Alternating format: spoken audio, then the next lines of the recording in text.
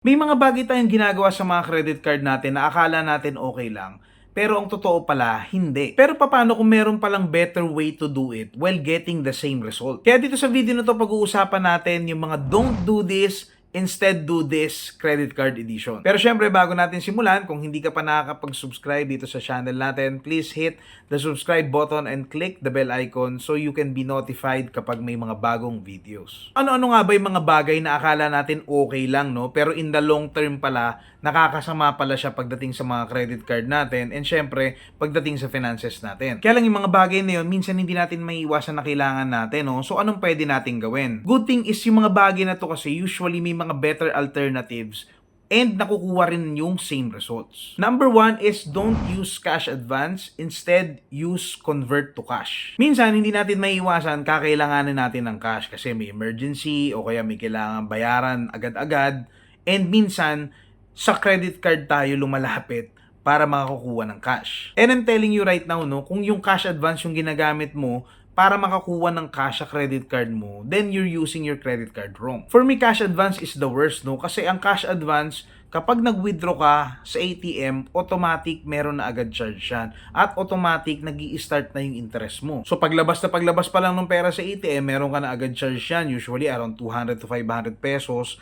Tapos magsisimula na yung finance charge mo from the day na transact mo yung cash advance. So usually around mga 3% yan for the whole month. At hindi yan matatapos hanggat hindi mo na fully paid. Walang grace period yan. Kaya para sa akin, mas okay talaga yung mga convert to cash or yung iba pang mga credit card features sa katulad nito. Kasi yung mga convert to cash, pareho lang din naman sila ni cash advance na kumukuha ng available credit limit dun sa credit card mo. Usually din may upfront fees yan. Merong tinatawag na mga transaction fees yan. But the difference is yung rate is malayo kasi usually yung mga convert to cash, mga nasa 1% lang yan. Tapos wala pa siyang pressure na kailangan bayaran mo siya agad kasi nga nakalatag na yung term sa'yo. So pwede ka mamili ng installment like 3 months, 6 months, minsan may mga long term pa na 12 months to 24 months. Pagdating kasi sa cash advance, magiging beneficial lang sa'yo pag tipong kaya mo siyang bayaran agad, like tipong bukas kaya mo na ibalik yung hiniram mo, then definitely mas okay yung cash advance. Normally kasi hindi naman ganun, di ba? So mas maganda yung mas na-manage mo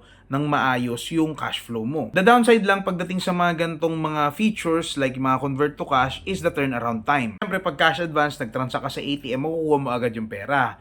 Minsan, yung convert to cash, minsan umaabot ng mga around 3 to 5 working days. So, depende ata yun sa bangko. At minsan ata, may mga banks na nag-o-offer na makukuha mo siya agad kapag sa branch mo siya transact. The number 2 is don't pay the minimum amount due. Instead, you can use balance conversion or balance transfer. Well, palagi nga natin sinasabi, di ba? Always pay in full, di ba? Kaya lang minsan, talagang hindi natin maiiwasan meron nangyayari na mga circumstances at hindi natin kayang bayaran yung full amount due. And the next logical thing is kahit makover ko lang yung minimum amount due. Kasi mapanatili ko na good credit card standing ako sa bangko, tapos hindi ako magkaka-late payment fee. Kaya lang pagdating sa finance charge, talagang wala kang ligtas talaga, di ba? So if left unchecked, talagang pwedeng mag-accumulate yun. Kaya para sa akin, instead na bayaran mo lang yung minimum amount due, i-balance convert mo na lang or i-balance conversion mo na lang. Yung balance conversion, guys, is converting yung total amount due mo or specific transactions mo into installment. Yung balance transfer naman, for example, meron kang dalawang credit card, yung outstanding balance ng credit card A mo, pwede mong ilipat doon kay credit card B mo, provided na merong available credit limit si credit card B mo na kayang i-cover yung anuman yung amount na ililipat mo from credit card A. Pero both of them can solve the problem of not paying in full. Both of them will also keep you in good credit card standing, tapos both din sila na hindi ka magkakaroon ng late payment fee. The difference is, kapag nagbayad ka lang ng minimum amount due, magkakaroon ka ng finance charge. Pero pagdating sa balance conversion or balance transfer, wala kang finance charge, pero merong interest. The good thing is yung interest ng mga ganito is usually around 1% lang. So kung ikukumpara mo sa 3% finance charge, panalo ka pa rin talaga. And since naka-installment nga itong mga balance transfer, balance conversion, so mas madali para sa'yo na ma-maintain yung cash flow at ma-manage yung pera mo, di ba? Pag kasi minimum amount due lang yung binayaran mo at nag-incur ka ng 3% finance charge, the next cut-off, ganun ulit yun. So kung hindi mo kayang ihabol yung hindi mo nabayaran last month, ngayon, another finance charge na naman yun. The third one is don't use your points for annual fee waiver. Instead, use the spending requirement. Ito marami na rin sa inyo nakakaalam nito, di ba?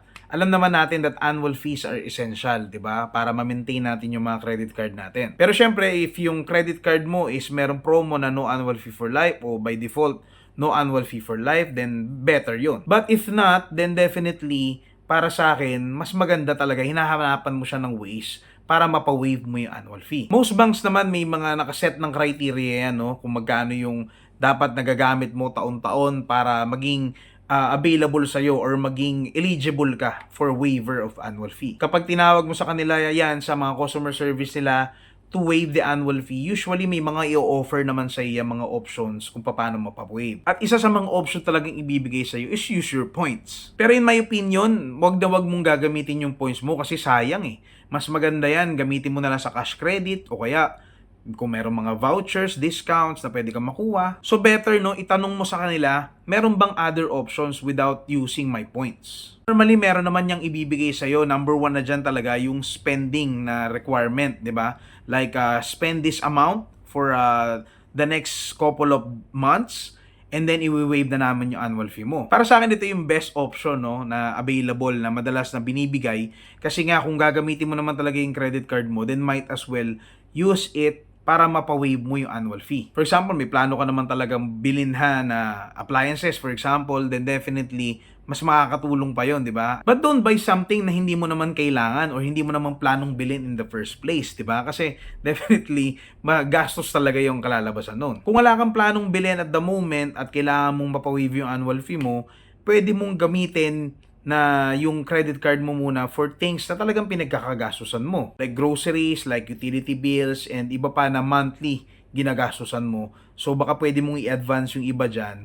Then, para mapa-waive mo yung annual fee mo. So pwede kang magdagdag ng grocery o kaya magpa-full tank ka o kaya pwede ka rin namang mag-advance sa mga subscriptions mo like Netflix, Disney, o kung saan-saan man. Kung dati naka-monthly ka, baka pwede ka mag-annual, makakatipid ka pa kung tutuusin. Another option is yung pag-i-enroll mo ng mga bills, no? So like yung mga bills natin sa smartphone o kaya yung mga internet natin o kaya yung mga tubig, Meralco. Pag in-enroll mo yan sa credit card mo, mag-auto debit yan, no? Kapag lumabas for example yung bill mo ng Meralco, automatic babayaran na yan ng credit card mo. Pag nag-enroll ka ng ganung bill, nagiging option din yun to waive your annual fee. Ganda ron, since utility bills nga itong mga to, so eventually talagang babayaran mo rin naman talaga yun unless hindi ka nagbabayad ng Meralco. Ang medyo downside lang dito is pag naubusan ka na ng bill, di ba? Lahat na enroll mo na, then definitely ano pang gagawin mo? Kaya mas better talaga yung spending requirement. The fourth one is don't let your credit card debt take your estate. Instead, use credit card insurance for it. Ano ba sa tingin nyo yung nangyayari sa mga credit card debt natin kapag namatay tayo? Most people, ang tingin ko, ang akala natin, sasaluhin yun ng mga relatives natin o kaya yung mga bangko, hahabulin nila yung mga relatives natin o kung may family tayo, yung pamilya natin yung hahabulin nila. But to be honest, kung titingnan natin mabuti yung batas, it's not automatic, no? The number one factor na kailangan natin tignan is kung yung deceased ba na card holder is meron siyang estate o meron siyang mga properties, ari-arian na naiwan niya dun sa mga relatives niya. Kasi before the relatives, before the family can get the estate, magsasubject muna yan dun sa mga creditors, di ba?